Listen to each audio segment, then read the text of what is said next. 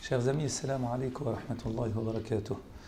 Merci à vous pour votre présence ce soir, pour la reprise de notre cours pour cette année académique 2012-2013, et merci surtout aux organisatrices et organisateurs, en le chef de Itinéraire et Dialogue et les Fourmis, ces deux associations qui encadrent ce cours et qui nous permettent de nous retrouver afin de méditer ensemble autour d'une thématique dans le cadre de rencontres avec l'islam. Cette année-ci, nous allons nous attarder différemment par rapport à l'année passée où l'objectif était de voguer avec vous à travers quelques passages du Coran et la vie du prophète alayhi salam autour de l'édification spirituelle, ce qui constituait la spiritualité à partir du tafsir et de la sira, l'exégèse du Coran et la géographie prophétique. Cette année-ci, nous allons nous attarder autour de la thématique de l'éthique, le sens, pour définir ensemble l'islamité de chacun et de chacune d'entre nous, à partir justement du tafsir et de la sira. Alors on va essayer de définir ensemble cette notion de islamité, ou plutôt de quelle manière définir notre appartenance à l'islam, ou notre expression de l'islam, par le biais des pratiques, des adorations, du cultuel, du rituel. Je vais après, à partir du tafsir, m'attarder sur quelques versets, et ensuite on aura aussi le cours de Sira avec le professeur Abou Youssouf qui va nous permettre de déceler à partir d'un modèle pratique, celui du prophète alayhi salam, le sens que l'on donne à notre adoration, à notre islamité. Vous avez reçu un plan du cours de tafsir, et j'essaierai de pouvoir rester dans le temps qui m'est imparti, Inch'Allah ta'ala, où j'ai repris en 4 grands points. Le premier élément qui est le projet, le deuxième élément qui est l'objet, troisième élément qui est le sujet, quatrième élément qui est le reflet. Et donc, pour illustrer la notion d'éthique et de sens que l'on donne à notre adoration, à notre islamité, ce cours-ci sera une introduction générale au sens, à la quête de sens, à la spiritualité. Et donc, à travers le plan, je vais essayer d'illustrer par quelques versets du Coran que j'ai choisis pour vous.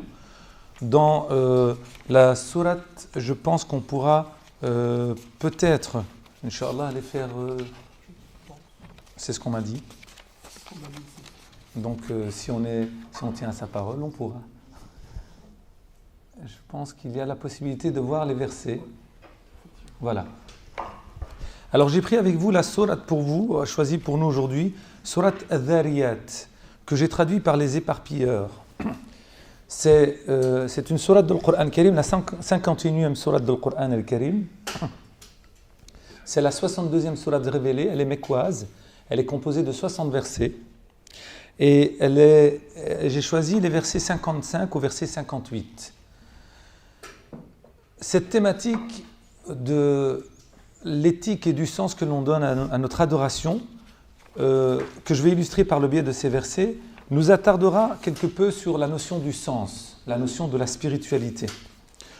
Bien sûr, certains éléments reviendront par rapport à l'année passée. Rappelez-vous, l'année dernière, on a vogué dans le cadre de la spiritualité à partir du Coran et de la Sunna. Et on a pu mettre en évidence que la spiritualité en islam est une quête de sens. C'est une manière de donner du sens à tout ce que l'on fait. C'est une donnée objective de notre identité. C'est-à-dire que l'homme ne se définit que par une quête de sens. Ce qui distingue un homme d'une autre créature, c'est la possibilité de donner du sens à ce qu'il fait, d'outrepasser l'instinct pour lequel il a été créé, de s'arracher à une dépendance d'animosité en lui afin de pouvoir s'élever et devenir noble par son caractère de spiritualité, donner du sens à tout ce qu'il fait. La spiritualité, c'est exprimer une crainte, une espérance, une confiance et un amour de l'absolu. Dieu exalté soit-il. Je rappelle que nos sociétés sont des sociétés dans lesquelles on baigne aujourd'hui par l'aspiration à du matériel, l'aspiration à être, à paraître, l'aspiration à avoir, à posséder.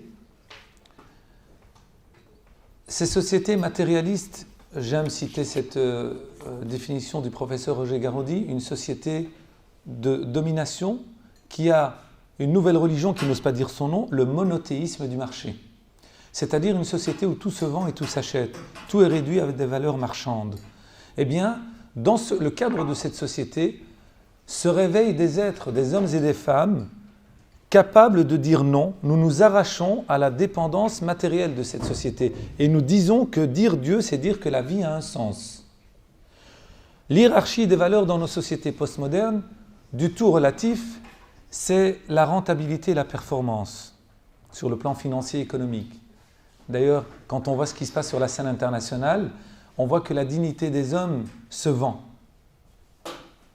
La marchandisation du vivant. Ce qui se passe en Syrie, ce sont des enjeux d'ordre géostratégique et financier entre des pétromonarchies qui sont animées par l'intérêt, par la possession, par le fait d'être et de paraître, et puis d'autres institutions, d'autres États dits républiques islamiques, que ce soit l'Arabie Saoudite ou le Qatar, ou que ce soit l'Iran, ou des institutions comme Hezbollah.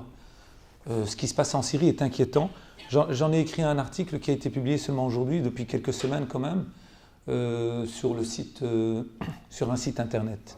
Je ne fais pas de pub pour quelque site que ce soit, mais vous pouvez le retrouver sur internet. Et c'est inquiétant parce que je démontre dans cet article qu'on est victime quelque part de cette manipulation idéologique de la part de certains pays musulmans où la marchandisation du vivant, c'est leur préoccupation première.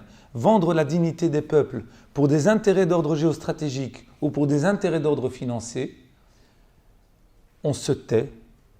Moi, j'ai vu des savants musulmans s'envoler vers l'Afghanistan il y a quelques années pour demander aux Afghans, à nos frères talibans, de ne pas détruire les idoles représentant Bouddha, alayhi salam, sur lui la paix. Mais je n'ai pas vu des savants musulmans s'envoler vers la Syrie pour demander au peuple syrien de s'unir, de fraterniser et de cesser ce qui se passe réellement. Alors que nous sommes dans les mois sacrés. Notre ami Bilal nous l'a rappelé, nous sommes au mois de Dhul Qa'da. Dans une semaine, ce sera le mois de Dhul Hijjah, mercredi prochain. La sacralité de l'homme est inscrite dans la logique de l'islam, mais je n'ai pas vu les savants, les intellectuels du monde musulman, les intellectocrates du monde musulman. Je ne les ai pas vus se prononcer, si ce n'est tenir telle influence ou telle influence en fonction des enjeux géostratégiques ou d'ordre financier et économique. Malheureusement. Bien, dans ce cadre-là, nous disons non. Dire Dieu, c'est dire que la vie a un sens. Le Coran al-Karim nous dit explicitement «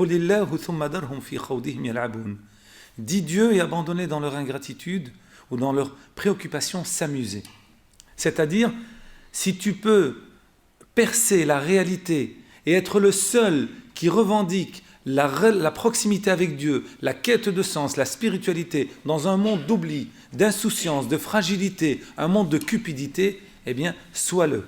Parce que tu es porteur d'espérance, tu es porteur de sens, tu es porteur d'une éthique. Ibrahim, alayhi salam, dans le Coran al-Karim, est à lui-même présenté comme une communauté. Inna Ibrahim kana ummah.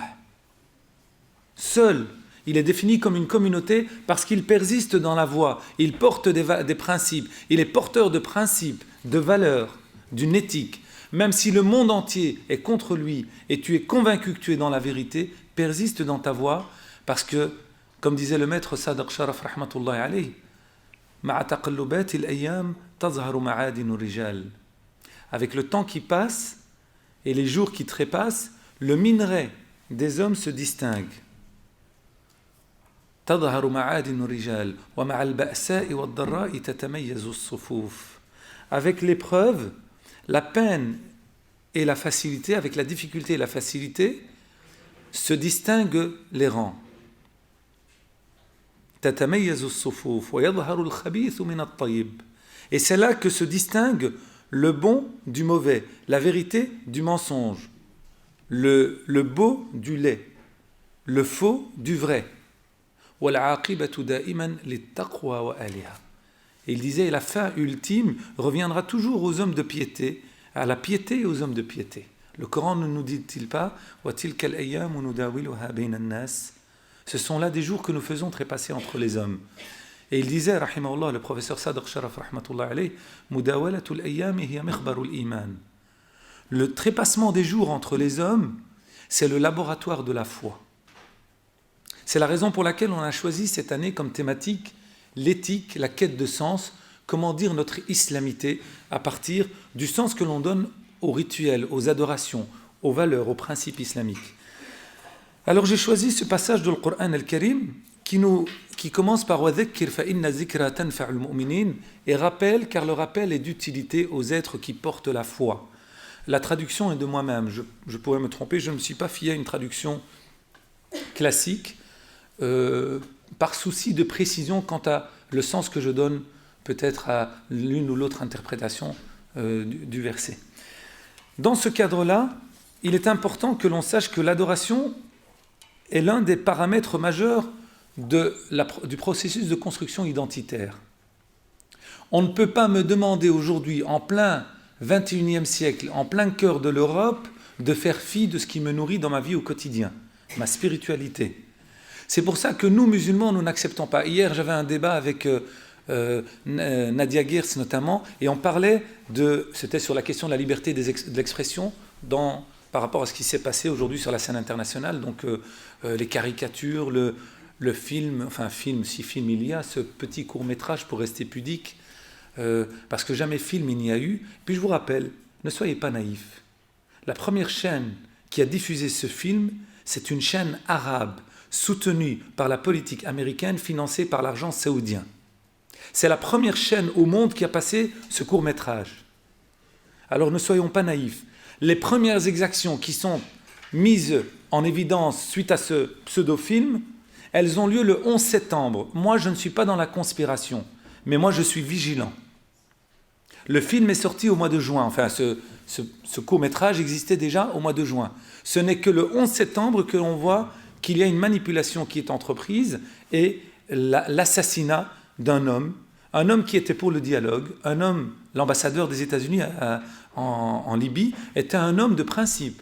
D'ailleurs, il dérangeait l'administration Obama, parce qu'il s'est opposé à la politique américaine par rapport à la question du Moyen-Orient, plutôt de la question israélo-palestinienne. Et donc je suis vigilant, j'ai le droit de me poser des questions, et j'ai le devoir de ne pas être naïf.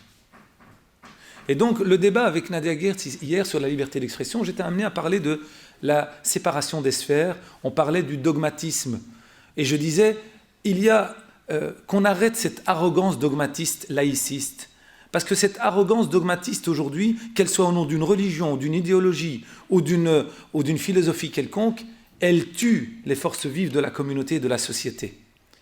Et je parlais justement de la préservation de notre identité, et qu'un des paramètres de l'identité, c'est le religieux, c'est le spirituel. La validité du croire dans nos sociétés européennes a des formulations d'ordre judéo-chrétienne, parce que c'est un soubassement de la société européenne. Mais je vous rappelle, et je parle sous le contrôle de l'historien qui est le professeur Abou Youssouf, je vous rappelle que l'Europe a eu des fondamentaux ou des paramètres judéo-chrétiens, gréco-romains, mais aussi arabo-musulmans, ou plutôt musulmans. Pendant 8 siècles, de 711, l'arrivée de Tariq ibn Ziyad à Tarifa en Espagne, jusqu'à 1492, la chute de Grenade. L'islam règne ou vit et côtoie les autres communautés de foi en Andalousie. Et balayer tout cela, avoir cette amnésie historique d'une page de l'histoire qui constitue notre société aujourd'hui, qui a été un des soubassements de la pensée des Lumières, et avant ça de la Renaissance, c'est quand même être sélectif. C'est une arrogance dogmatiste. Eh bien, le religieux participe de la structure de la conscience de l'individu, et donc le religieux fait partie de ma personnalité. Ne me demandez pas d'être un homme de foi à la maison et de balayer toute ma spiritualité quand je sors sur la scène publique. C'est pas logique. Éradiquer le religieux de la scène publique, c'est faire de cela un droit, c'est faire du droit positif quelque chose qui tue les forces vives de la société.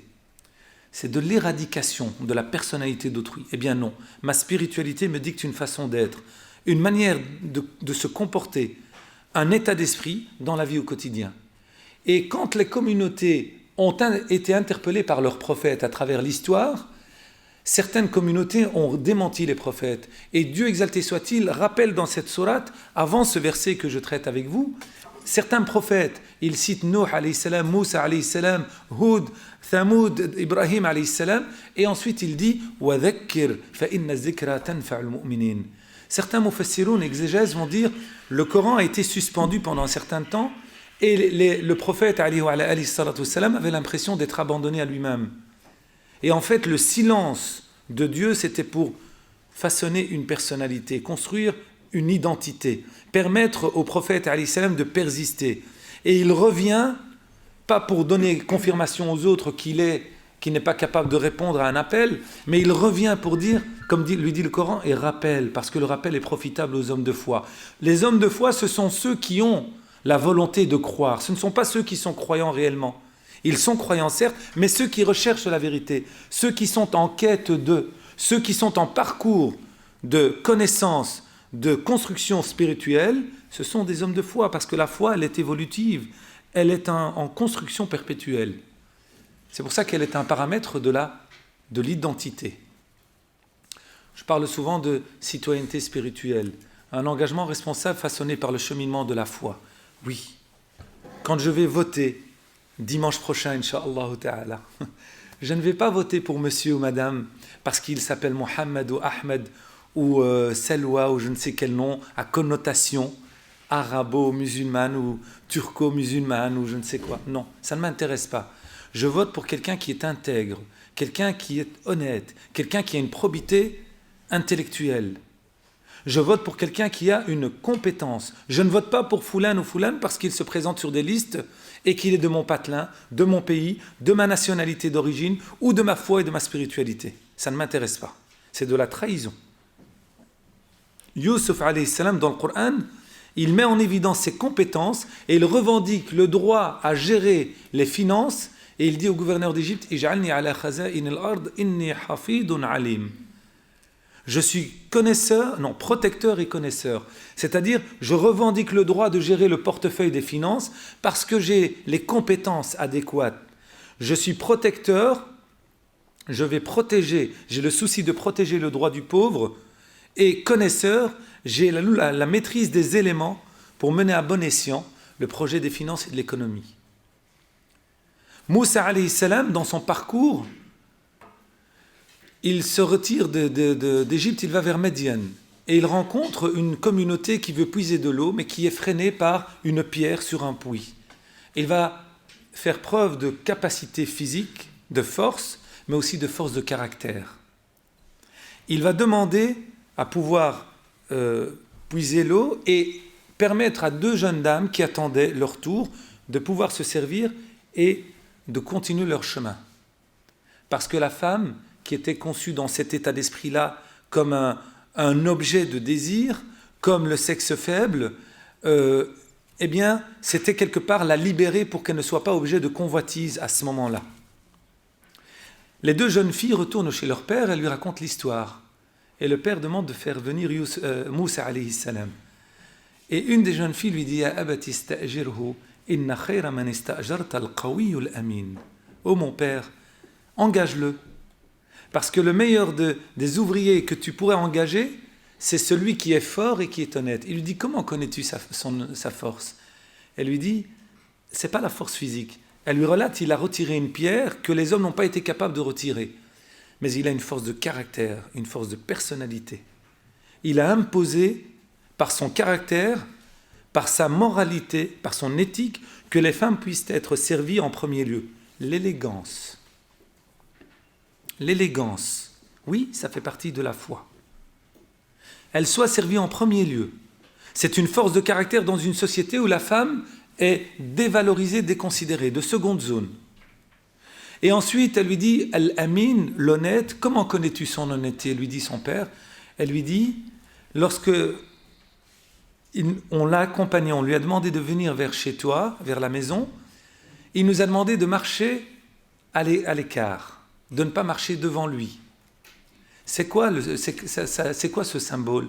En fait, il leur demande de se mettre à l'écart et que les femmes se sentent en sécurité, qu'elles ne se sentent pas convoitées par le regard d'un étranger, qu'elles se sentent protégées dans leur dignité. Al-haya, la pudeur et la décence. La pudeur, c'est une posture physique, une attitude, un regard, une façon de parler, une posture vestimentaire. La pudeur, c'est pas seulement je suis couvert. La pudeur, c'est dans une attitude, une posture physique. Moussa alayhi salam leur demande de marcher derrière lui, à l'écart. Pourquoi? Pour qu'elles ne se sentent pas convoitées, pour qu'elles se sentent protégées. L'élégance dans l'attitude, ça fait partie de l'éthique. Eh bien, ce sont ces gens-là qui ont ces compétences, cette rigueur, cette élégance, cette honnêteté, cette probité et cette capacité. Ce sont ces gens-là qui vont pouvoir nous représenter. Les élections, c'est aussi un acte de foi, parce que je désigne quelqu'un qui va mener à bon escient un projet de société. Je suis responsable de celui que je vais désigner, à qui je vais donner ma voix. Et donc, quand le Coran Karim dit وَذَكِّرْ فَإِنَّ الذِّكْرَى تَنْفَعُ الْمُؤْمِنِينَ, c'est pour dire rappelle le Coran, rappelle le dhikr qui est le Coran, rappelle Dieu, celui pour qui tu invitais, rappelle les valeurs, les principes, rappelle la foi, rappelle la norme, rappelle le cadre, rappelle l'éthique. Parce que le rappel est profitable aux hommes de foi. Pourquoi? Nous avons un idéal, celui du prophète Ali alayhi salam, que nous devons essayer d'atteindre, son modèle. Et nous avons une réalité, c'est notre personne. Et nous partons de l'idéal vers la réalité. Rappel parce que l'homme est soumis à l'oubli. Rappel parce que l'homme est créé de cette tension entre les passions, les tentations, les désirs et les plaisirs, entre cette aspiration à l'idéal et cette réalité qui le rattrape constamment. Et donc, comme l'homme est entre les deux, il doit se construire, et il ne peut se construire que par le rappel. Wadhakir, rappel. L'oubli fait partie de la nature de l'homme.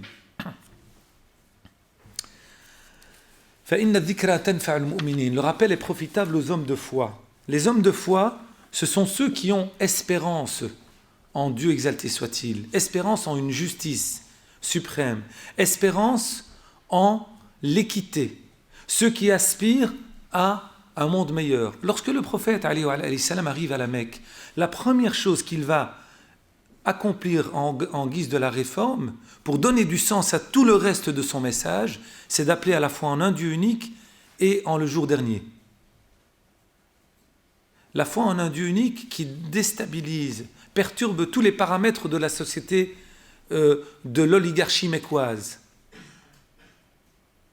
La foi en un Dieu unique, ça veut dire tout le monde est égal devant Dieu. Il n'y a ni maître ni esclave. Aqamta, le poète arabe disait Aqamta ala al-akhlaq bunyana dawlatin laha kal jibal ar-rasiyati qulubu ta'allafa man fiha kuhulun wa fityatun wa lam yabqa fiha sayyidun wa masudun. Tu as fondé sur base de racines profondes une société élevée à l'image des montagnes. Ta'allafa man fiha, se sont unis en cette société kuhulun wa fityatun, des personnes âgées et des jeunes, les aïeux et les ascendants, les descendants. Wa lam yabqa fiha sayyidun wa masudun, et il n'y avait dans cette société ni maître ni esclave, ni seigneur ni serviteur. Tous étaient égaux. La foi en un Dieu unique, c'était l'égalité de traitement. Tous sont libérés pour l'amour de Dieu. Le sens que l'on va donner à notre islamité, c'est de se dire nous sommes égaux devant l'être par excellence.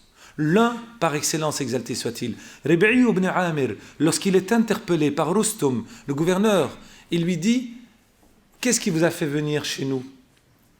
Il lui dit Ji'na linukhrij al-ibada min ibadati al-ibad ila ibadati rabbil ibad. Notre objectif, c'était de libérer l'homme de l'asservissement à son semblable vers l'adhésion au Seigneur des créatures, au Maître de l'univers. C'est-à-dire, mon objectif, c'est de rendre l'homme libre. Et après cela, le prophète alayhi salam a appelé à la foi en le jour dernier. Pourquoi? Parce qu'un nouvel horizon s'ouvre devant toi. Amal jadida, de nouvelles espérances. La foi en le jour dernier, c'est un horizon qui s'offre à toi d'espérance, en un jour de justice, d'équité, de liberté, où justice sera rendue. L'espérance en un monde meilleur. C'est pour ça que le Coran Karim nous dit وَإِنَّ الدَّارَ الْآخِرَةَ لَهِيَ الْحَيَوَانُ لَوْ كَانُوا يَعْلَمُونَ. La vie de l'au-delà est la réelle vie si seulement ils en étaient conscients. وَذَكِّرْ فَإِنَّ الذِّكْرَ تَنْفَعُ الْمُؤْمِنِينَ. Rappelle parce que l'homme est fait d'oubli.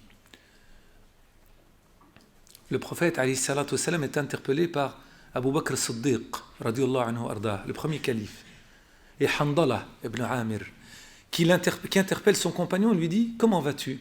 Abu Bakr l'interpelle, il lui dit je me sens hypocrite quand je suis avec le prophète alayhi salam, il nous parle du paradis et de l'enfer, on a l'impression de voir le paradis et l'enfer, de vivre ces instants-là. Quand on revient à nos proches, à nos occupations, nos préoccupations, nos demeures, etc., la foi a tendance à diminuer. Et Abu Bakr radiyallahu anhu arda lui dit wa ana kazalik. Moi aussi. L'homme, ta nature, entre l'idéal et la réalité, tu pars de ce qui te constitue. Ce combat intérieur. Il lui dit moi aussi. Il lui dit Abu Bakr, qui est parmi les meilleurs de la communauté, as-sahaba radiyallahu anhum. Il lui dit moi aussi. Hayya bina ila at-tabib wal-habib alayhi wa ala alihi afdalu as-salati wa azka at-taslim. Allons voir le médecin des cœurs, le prophète alayhi wa ala alihi salatu wassalam. Il arrive chez le prophète alayhi salatu wassalam, il lui relate l'histoire et le prophète les écoute et leur dit ala law dawamtuma ala ma antum alayhi indi. أي في مجالس الذكر لصافحتكم الملائكة في الطرقات. Si vous essayez de conserver cet élan de foi que vous avez en ma présence lors des séances de dhikr, d'invocation, d'évocation, de lecture de Coran, de méditation, de prière, de formation, d'instruction, d'éducation, eh bien, vous serez salués par les anges sur les routes. ولكن ساعة فساعة. Mais une heure ainsi, petit à petit. C'est-à-dire, ne brûlez pas les étapes. Respectez votre rythme. Tu as des moments d'oubli. Quand Allah subhanahu wa ta'ala nous parle dans le Coran Karim de l'homme de foi, il parle de taqi. At-taqi, l'homme de piété, celui qui a une crainte révérentielle. La piété, la taqwa, c'est la crainte révérentielle de Dieu, exalté soit-il. Une crainte qui n'est pas habillée de peur. C'est une considération, je l'aime et je n'ai pas envie de lui déplaire. Parce que je l'aime. Parce que je l'aime, je ne veux pas le mettre mal à l'aise. Parce que je l'aime, j'ai envie de lui plaire. C'est une crainte révérentielle. Eh bien, Allah subhanahu wa ta'ala nous dit dans le Coran al-Karim Innal lazina taqaw, les hommes de piété, quand ils ont atteint la piété, iza massahum ta'ifu min ash-shaytan tazakkaru fa iza hum mubsirun. Lorsqu'ils sont effleurés par une part de Satan, c'est-à-dire qu'ils sont habillés de piété, mais ils sont exposés au risque. Ils ne sont pas infaillibles. Le seul infaillible, c'est le prophète alayhi salam. Et sa sainte famille purifiée, Ahlul Bayt Rasoul alayhi salam, ont une infaillibilité relative. Ahl al-Kisa. Par contre, l'infaillibilité n'est qu'au prophète alayhi salam. Il est le seul ma'soum alayhi afdalu salati wa azka at-taslim. Il a la piété, mais il est exposé au risque, il est exposé à la fragilité, il est exposé à des considérations, à un flux de désir, de plaisir, de passion, de tentation, d'oubli. À ce moment-là, qu'est-ce qu'il fait? Tazakkaru, il se rappelle.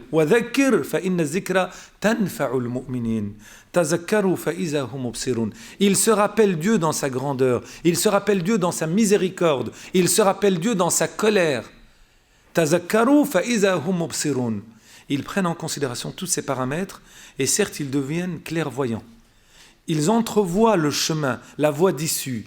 Ils reviennent à la conscience, al-sahwa ba'd al-ghafla, à cet éveil après le sommeil, à cette prise de conscience après cette fragilité, cette insouciance, cet oubli, cet abandon à soi-même. je l'avais déjà rappelé à cette table, je pense, le grand maître soufi, Ibn Ata'illahi Sekandari rahmatullahi alayhi, il écrit dans ses hikam, dans ses sagesses, Ma'asiyatun awrathat dhullan wa inkisaran khayrun min ta'atin awrathat izzan wa istikbara. Le péché qui engendre en l'homme l'humilité, le regret et l'humilité est meilleur que l'adoration qui développe en toi l'orgueil et la fierté, la prétention à la suffisance et la fierté. Et il dit dans la sagesse qui suit, ربما فتح لك باب الطاعة ولم يفتح لك باب القبول وربما قدر عليك المعصية فكانت سببا في الوصول. Il est probable que Dieu a entrouvert la porte de l'adoration, mais il n'a pas entrouvert la porte de l'acceptation. Et il est probable que Dieu a prescrit à ton égard le péché et il est la grâce par laquelle tu es arrivé. Ça veut dire que le fait d'adorer Dieu n'est pas la garantie d'une acceptation de ton adoration, parce qu'il manque un ingrédient. Il manque l'ingrédient fondamental, essentiel.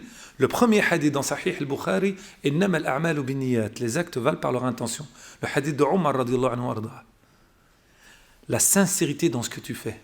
Et il est probable que Dieu a prescrit ou a prédit à ton égard ou a prescrit à ton égard le péché et il est la grâce par laquelle tu es arrivé. C'est-à-dire que si le péché engendre en toi la crainte et l'humilité et le regret, le repentir, eh bien ce péché te fait parvenir à la porte de Dieu. Par contre, une adoration par laquelle tu prétends à la suffisance et par laquelle tu prétends avoir atteint la porte du paradis, c'est de l'orgueil et de la fierté.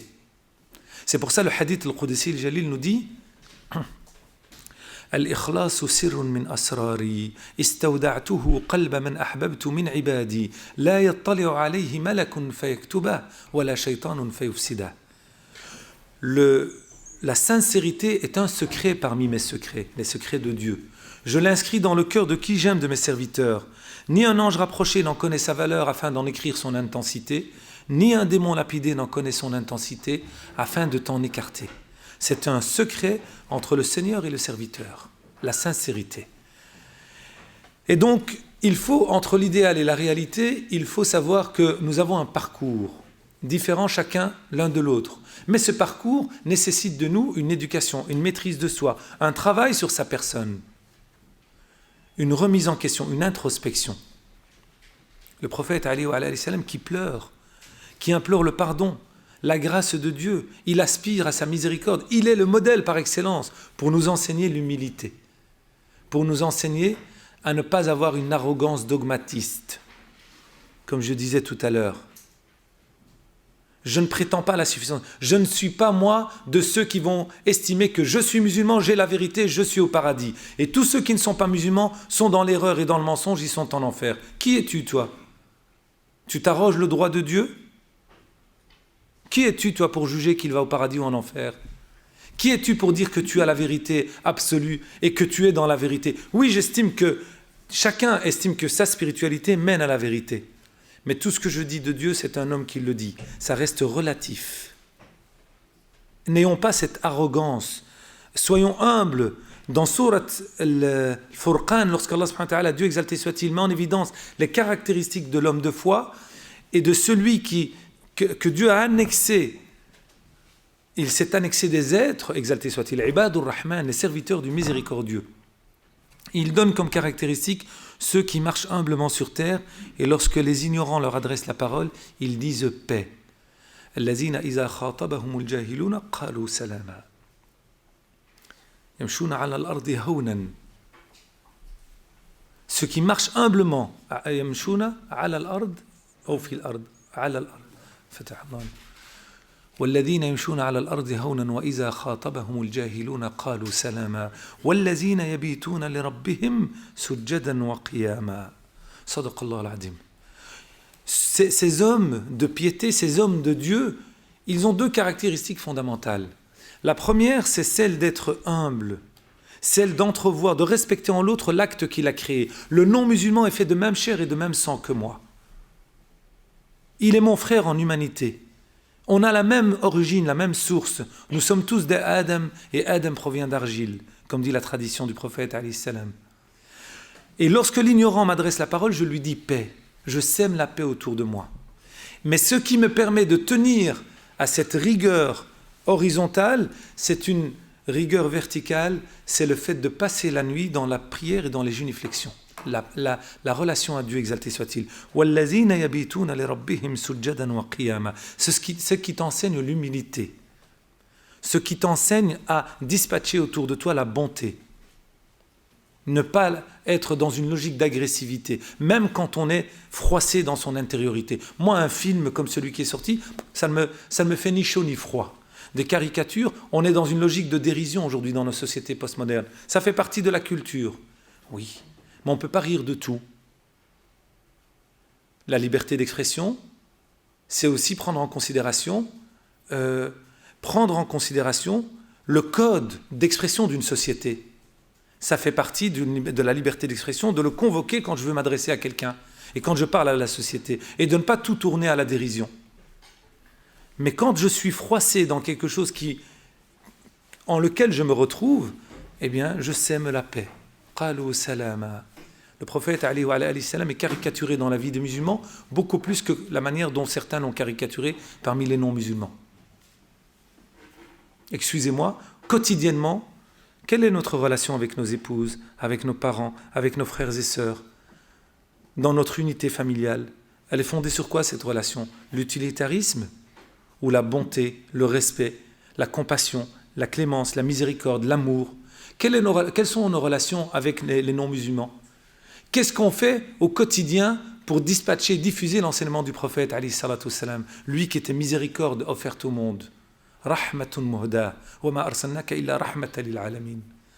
Eh bien, dans ce cadre-là, il est important de savoir que le rappel, c'est revenir à l'essentiel et de ne pas se laisser dans le train-train quotidien, s'oublier dans les préoccupations, s'amuser.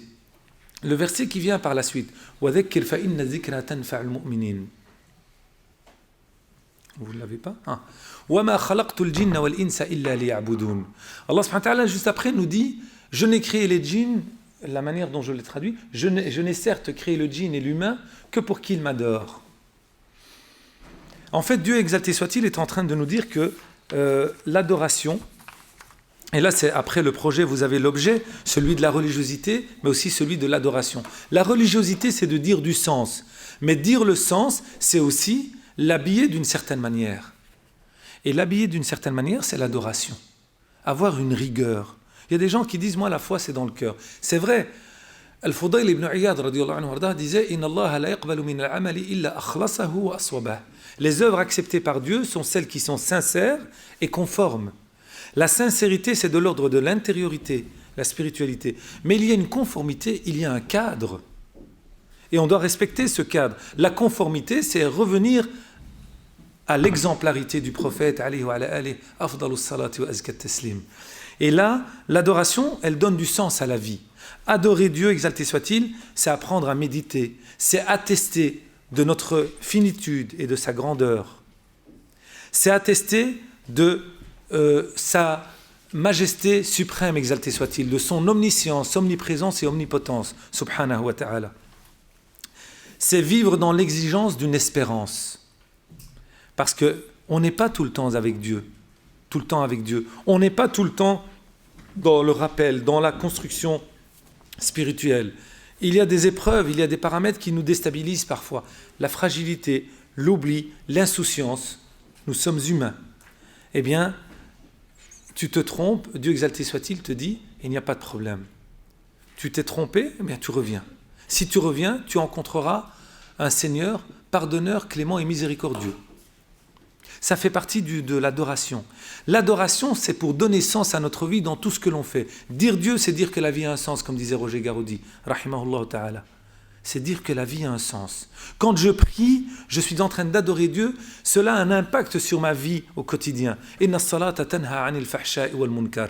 La prière éloigne du blâmable et de la turpitude. Quand je jeûne, le jeûne du mois de Ramadan, la'allakum tattaqun, peut-être atteindrez-vous la piété, la crainte révérentielle de Dieu. Quand je donne la zakat, l'aumône purificatrice, خُذْ مِنْ أَمْوَالِهِمْ صَدَقَةً تُطَهِّرُهُمْ وَتُزَكِّيهِمْ بِهَا. Prélève de leurs biens une part de leur richesse par laquelle tu vas les purifier. De l'amour du matériel, de l'individualisme, de la cupidité, du matérialisme, de l'égoïsme, de l'égocentrisme. Je vais apprendre l'altruisme, le partage, l'amour, la reconnaissance du droit de l'autre, respecter la dignité d'autrui. Le hajj, al-hajju ashhurun ma'lumat. Et plus loin, Allah subhanahu wa ta'ala nous dit وَتَزَوَّدُوا فَإِنَّ خَيْرَ الزَّادِ التَّقْوَى وَاتَّقُونِ يَا أُولِي الْأَلْبَابِ. Le pèlerinage, c'est quoi? C'est aspirer à cette taqwa, à cette crainte révérentielle de Dieu par excellence. On apprend par le pèlerinage à plonger dans notre fort intérieur. Le jour de Arafat, nous sommes tous habillés de toffes blanches, une qui couvre notre nudité, l'autre qui nous préserve, et nous sommes habillés identiquement aux vêtements du linceul du défunt. أشبه ما يكون هذا الإحرام أشبه ما يكون بكفن الميت. Pour nous rappeler notre finitude. Et le jour de Arafat symbolise le jour du jugement dernier. Regardez Surat al-Hajj. Elle débute par le hadith an ahwal al-qiyamah. Dieu exalté soit-il débute cette sourate en parlant de la fin des temps, ou du jour dernier. Ya ayyuhan nasu ittaqu rabbakum inna zalzalata as-sa'ati shay'un 'azim. Pour nous rappeler que le pèlerinage symbolise le retour auprès de Dieu exalté soit-il. D'accord. Alors ce verset de Coran al-Karim, وَمَا خَلَقْتُ الْجِنَّ وَالْإِنسَ إِلَّا لِيَعْبُدُونَ. Qu'est-ce que l'ibada? L'ibada, les ulama disent, c'est ismun jami' shamil لكل ما يحبه الله ويرضاه من أعمال باطنية وظاهرية. C'est un terme collectif, l'ibada, l'adoration, qui détermine l'ensemble d'œuvres que Dieu approuve, qu'elles soient intérieures ou extérieures, de l'ordre de l'intériorité ou de l'extériorité. Tout est de l'ordre de l'ibada. La prière, le jeûne, l'aumône, le pèlerinage, dire la vérité, servir son prochain, aimer autrui, partager avec chacun, préserver une certaine décence et pudeur dans sa posture physique, dans son regard, dans son langage, etc., dans sa tenue vestimentaire. Étudier, se former et être au service de la société, c'est une adoration. Le maître Sadr Sharaf rahmatullah alayhi disait Al-ibadatu sharaful wujudi wa ghayatul ahya. Al-ibada, l'adoration, c'est l'honorabilité de l'wujud, ce qui donne honneur au fait d'exister, wa ghayatul ahya, et c'est l'objectif du vivant. C'est-à-dire tu définis un objectif à ta vie par cette adoration, mais c'est aussi un honneur. Al-ibada tashrif wa taklif. C'est une honorabilité quand Dieu exalté soit-il te prescrit un culte d'adoration. En même temps, il te valorise, il t'honore exalté soit-il. Je n'ai créé les djinns et l'homme, le djinn et l'humain que pour qu'ils m'adorent. C'est le but de ta présence. Illa liya'budun. Abdullah ibn Abbas radiyallahu anhu wardah, comme rapporte Ibn Jarir radiyallahu anhu wardah, il dit ay illa liya'rifun. Al-ibada, c'est le ma'rifa. Al-ma'rifa, c'est la connaissance. Donc je n'ai créé le djinn et l'humain que pour qu'ils me connaissent. Adorer Dieu, c'est le connaître. Tu ne peux pas adorer Dieu si tu n'as pas appris à le connaître. Et quand tu apprends à le connaître et tu l'adores, tu apprends à l'aimer. Il est rapporté dans quelques livres d'histoire, Sulayman alayhi salam, qui parlait avec les animaux. Il était à un moment donné avec une... C'est quoi al-fakhita? Comment on peut la traduire en français? Oustaz, vous voyez, je ne vois pas le terme. C'est de la famille des... c'est un animal, mais comment je... Subhanallah. Ça nous reviendra, Inch'Allah. Oui, de la famille des oiseaux, oui. C'est pas le hudhud, non. Non. Elle dit ليت الخلق لم يخلقوا وليتهم إذ خلقوا علموا وليتهم إذ علموا عملوا وليتهم إذ عملوا أخلصوا. C'est rapporté dans les livres de l'Israéliyat du peuple d'Israël. لَيْتَ الْخَلْقُ لَمْ يُخْلَقُوا. Si seulement les êtres n'ont pas été créés. وَلَيْتَهُمْ إِذْ خُلِقُوا عَلِمُوا. Et si seulement créés sont-ils, ils pouvaient s'éduquer, s'instruire, se former, apprendre. Iqra bismi rabbik. وَلَيْتَهُمْ إِذْ عَلِمُوا عَمِلُوا. Et si seulement, à partir du moment où ils ont appris, ils ont concrétisé, ils ont construit, ils sont passés à la dimension pratique. وَلَيْتَهُمْ إِذْ عَمِلُوا أَخْلَصُوا. Et si seulement, après l'action, ils avaient comme souci la sincérité. L'adoration, c'est ça. C'est apprendre, c'est appliquer, et c'est être honnête et sincère. C'est être digne avec son prochain devant Dieu, exalté soit-il. Alors, le projet qui est celui du rappel, le dhikr constant de l'homme face à Dieu, nous mène à un objet qui est celui de la religiosité, de la spiritualité, de l'adoration, pour arriver au sujet qu'il va construire, l'identité du croyant, du musulman. Le verset juste après, وَمَا خَلَقْتُ الْجِنَّ وَالْإِنسَ إِلَّا لِيَعْبُدُونَ. Le verset nous dit مَا أُرِيدُ مِنْهُمْ مِنْ رِزْقٍ وَمَا أُرِيدُ أَنْ يُطْعِمُونَ إِنَّ اللَّهَ هُوَ الرَّزَّاقُ ذُو الْقُوَّةِ الْمَتِينَ. Allah subhanahu wa ta'ala te parle par une logique très simple. Le Coran n'est pas complexe. Tout un chacun peut comprendre le Coran. Le savant, l'ignorant. Le cultivé, l'analphabète. Le jeune, le vieux. Le croyant, le non-croyant. Ce n'est pas le livre de Dieu aux musulmans. C'est la parole de Dieu à l'humanité. Tout le monde peut le comprendre en fonction de son degré de compréhension, son expérience, son parcours de vie. Dieu nous dit, je n'ai créé la traduction, je ne veux de leur part ni moyen de subsistance et je ne veux pas qu'ils me nourrissent. C'est simple. Mais pourtant, Allah subhanahu wa ta'ala nous dit, non. Khair, Inch'Allah. Allah subhanahu wa ta'ala nous dit, la dictature. Tu m'as perturbé. Tu traduisais Donc j'ai 30 secondes en plus. Dieu exalté soit-il nous dit qu'il ne veut de notre part ni moyen de subsistance, ni même le nourrir. En fait, il s'adresse à une logique d'un peuple polythéiste. Ceux pour qui les divinités, c'était de l'ordre de la matérialité, des statues qu'ils façonnaient de leurs mains et qu'ils priaient la journée et qu'ils mangeaient en soirée. Cette logique basse de considérer n'importe quoi comme une divinité capable de nuire ou d'être d'utilité, alors qu'on est conscient qu'elle ne peut rien. Elle ne peut rien pour elle, elle ne pourra rien pour nous. Et Dieu leur adresse la parole en fonction de leur langage. C'est ça la hikmah, la sagesse. Mutabaqatul kalami li muqtada al-hal. Les ulama de l'mantiq, de la dialectique, disent c'est l'adéquation de la parole en fonction d'une situation donnée. La sagesse. Savoir ce qu'il faut dire, à quel moment, face à quelle personne. La parole adéquate, au moment adéquat, face à la personne adéquate. Eh bien, Dieu s'adresse à eux de cette manière-là. Il s'adresse à l'homme qui prétend à la suffisance. Je n'ai pas besoin de cet être, de ce Dieu. Je prétends à la suffisance. Je pense que je peux me suffire à moi-même. Eh bien, Dieu te ramène à l'essentiel. Je n'attends pas de toi de me nourrir, comme les divinités d'antan. Les gouverneurs qui prétendaient la divinité, Pharaon, il attendait de son peuple les récoltes, qu'on lui apporte le bénéfice des récoltes, le bénéfice de tout un travail. Il puisait la richesse d'autrui. Il s'accaparait, comme le font nos tyrans aujourd'hui, la richesse d'un peuple. Eh bien, Allah subhanahu wa ta'ala leur rappelle que non.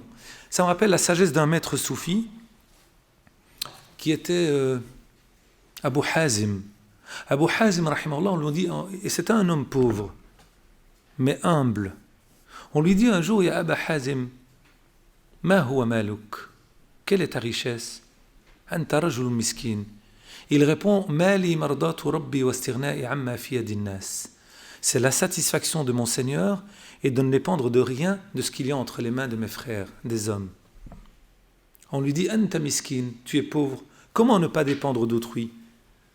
Et il répond une réponse de supplément d'âme. Il dit Kayfa akunu miskinan wa mawlaya huwa Allah subhanahu jalla fi ula. Comment être considéré comme pauvre alors que mon maître, mon Seigneur, c'est Dieu. كيف أكون مسكينا ومولاي له ما في السماوات وما في الأرض وما بينهما وما تحت الثرى. Comment être considéré comme pauvre alors que mon Seigneur détient l'autorité suprême de l'univers, ce qu'il y a dans les cieux, sur terre, entre les deux et dans la profondeur du sol. كيف أكون مسكينا ومولاي يقول يا أيها الناس أنتم الفقراء إلى الله والله هو الغني الحميد. كيف أكون مسكينا وأنا مع الله الغني الحميد. Comment être pauvre alors que Dieu dit vous êtes ceux qui sont pauvres face à Dieu et Dieu est le riche par excellence. Comment puis-je encore être considéré comme pauvre quand je suis avec Dieu, le riche par excellence? L'imam Ali alayhi salam nous disait Man kana ma'allah, kana Allahu ma'ah. Celui qui est avec Dieu, Dieu est avec lui. Alors, je n'ai pas le temps de m'attarder de manière beaucoup plus détaillée, mais voguer avec vous à travers le sens que l'on peut donner à notre spiritualité. C'est arrivé au dernier des versets du Coran que j'avais pour cette soirée. Il y a un problème. Inna Allah wa razzaqu dhul quwwati al-matin. Je pense qu'il y a eu un saut quand on a converti le document, je pense. Inna Allah wa razzaqu dhul quwwati al-matin. Certes, Dieu est le pourvoyeur de biens, le maître de la force, l'inébranlable, exalté soit-il. Eh bien, c'est ça, être avec Dieu, exalté soit-il, dans l'adoration, c'est donner du sens à tout ce que l'on fait. C'est aspirer par la réalité de l'adhésion à engendrer l'amour de l'exigence. L'amour de l'exigence. Je suis avec Dieu, je vais être exigeant avec moi-même. Quand j'en suis dans l'amour de l'exigence par la rigueur, c'était Françoise Dolto qui disait l'éducation d'un enfant nécessite du cadre, non, de la considération et de la limite. La considération, c'est l'amour. La limite, c'est le cadre. Eh bien, c'est la même chose. Si j'aime Dieu, il y a la considération. Je considère Dieu, je l'aime, je mets tout en œuvre pour lui plaire, mais en même temps, il y a un cadre. Cette soumission que l'on nous présente souvent pour traduire l'islam, qui est précisément une adhésion au projet de Dieu, exalté soit-il, parce que j'ai appris à le connaître, j'ai découvert sa grandeur, j'ai appris à l'aimer. Quand j'apprends à l'aimer, j'ai la rigueur de cette exigence. Je terminerai par l'élément qui était ma conclusion, qui était le reflet, une perspective de réforme, une éthique de la citoyenneté. Dans les cours qui vont suivre, Inch'Allah, les mois prochains, nous allons nous attarder sur le sens que l'on donne à chacune des pratiques rituelles, à la foi, à la prière et à d'autres pratiques, Inch'Allah ta'ala, qui nous permettront de vivre notre islamité, de comprendre le sens que l'on donne à notre islamité. Lorsque dans la société, un musulman, à partir de son identité spirituelle et de sa citoyenneté spirituelle, devient quelqu'un d'audible, capable de réfléchir et de participer à l'élaboration de la société et de critiquer ce qui se fait, ce qui se dit au nom de sa citoyenneté et à partir de sa spiritualité, eh bien ce musulman-là, il est dans une perspective de réforme, de islah. L'idéal, c'est le prophète, alayhi salam. La réalité, c'est moi. Nous cheminons pour atteindre cet idéal, ou en aspirant à cet idéal, et aspirer à cet idéal, c'est se réformer. Se réformer, c'est se prendre en charge, parce que Dieu ne change la réalité d'un peuple que quand il change ce qui est en lui. Et comme disait Sadiq Sharf rahmatullah alayhi, le cœur est l'artisan du changement. À partir de là, on pourra comprendre le sens que l'on donne à chacune de nos pratiques et réformer, Inch'Allah ta'ala, notre identité spirituelle qui nous mènera à une citoyenneté pleinement épanouie qui nous permettra de dire quel est le sens de notre islamité. Wallahu a'lam wa ala wa ahkam wa sallallahu ala sayyidina Muhammad wa ala alihi wa sahbihi wa sallam.